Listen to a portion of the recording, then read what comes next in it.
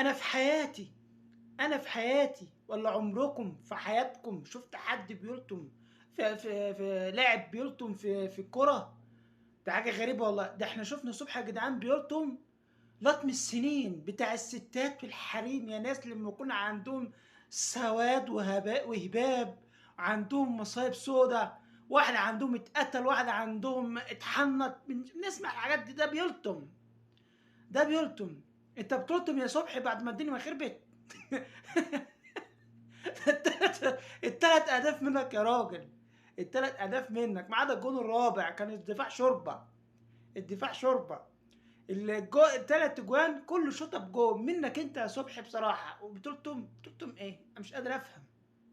انا مش قادر افهم انت جبت اللطم ده كله منين؟ عمرها ما حصلت. عمرها ما حصلت. ده دليل ان اي حد يروح الزمالك هيلطم برضه.